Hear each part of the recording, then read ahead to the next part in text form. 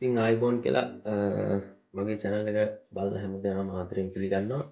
ඉතින් ඔයාලට කොහොමද අද සෙනසුරාදා මේ ඉරිදා දවසනේ මේ ඉතින් කට්ටිය රෙස්ට් එකේ හැමදේම ඉතින් සතුටින් ඉන්න ඇති ගෙවල් වලටලා නේද? ඉඳහස ඉන්නවා වගේම හෙට දවසත් අනිවාර්යෙන් ප්ලෑන් කරගන්න ඕන.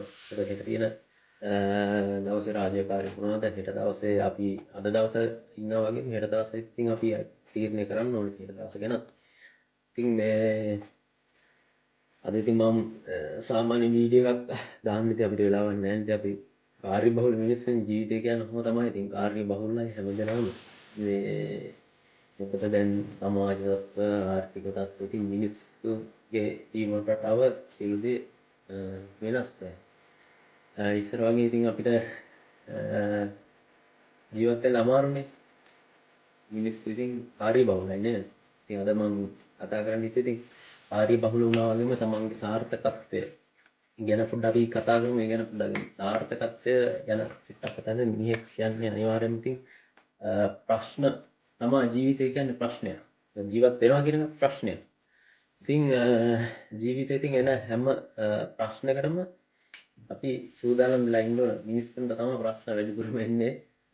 සතුන්ටත් එනවා නැතුව නෙමෙයි. මේ ඉතින් ප්‍රශ්න එන තරමට වැටෙන්න එපා. ප්‍රශ්නත් ජීවිතයට මොටිවේෂන් එකක් අරගෙන ඉතින් නැවත නැගිටීම තමයි මේ කරන්න ඕනේ.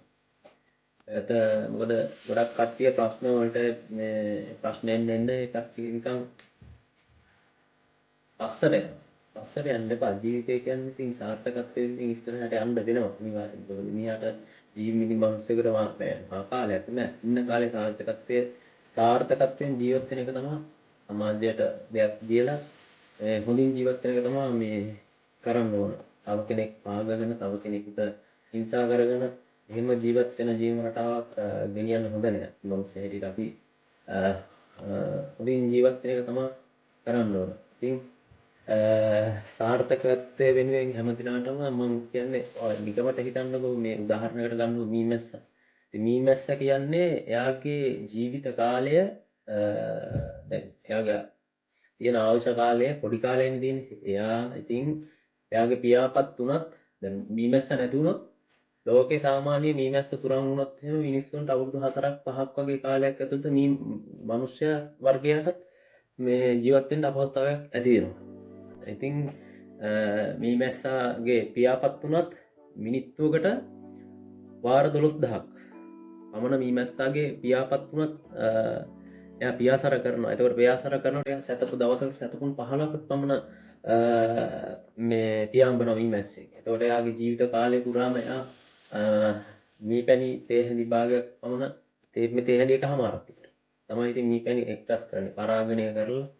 ඉතින් මීමැස්සා එච්චර කැපකිරීමක් කරනවා කියන්නේ චූටි සත්‍යයක්. අපි මිනිස්සු හැටියට අපිට කොච්චර කැපකිරීම කරන්න පුළුවන්ද? එහෙනම් ජීවිතේ මීමැස්සා උදාහරණයක් අරගෙන ජීවිතේ සාර්ථකත්වය වෙනුවෙන් ඕනම දෙයක් අපි කරන්න ඕන. ඒ කියන්නේ තව කෙනෙක් පාගලා තව කෙනෙකුට හිංසා කරලා ඒ වගේ තත්යකට වැටෙන්නේ නැතුව සාර්ථකත්වයෙන් තමන්ගේ සාර්ථක අබාධකෙයි බාධක අනිවාර්යෙන් බාධක හැමෝටම වෙනවනේ.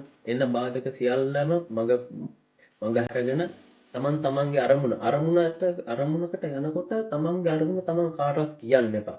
ඔයාගේ හිතේ තියාගෙන ඔයාගේ අරමුණ ඉෂ්ට කරගත්තට පසුව මේ සාර්ථකත්වයේ ඒ කියන්නේ අරමුණ ඉෂ්ට කරගත්තට පස්සේ ඔයාගේ ගමන ගිහිල්ලා ඉවරයි.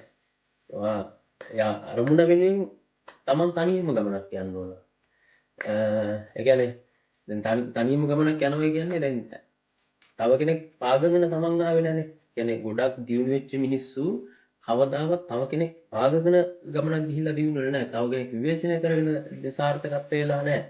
ඉතින් දැන් සමාජයේ වෙන්නේ මෙහෙමනේ.